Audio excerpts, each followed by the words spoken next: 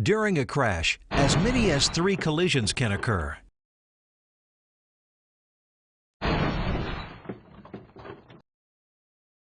The first collision occurs when the vehicle strikes an object, strikes another vehicle, or rolls over.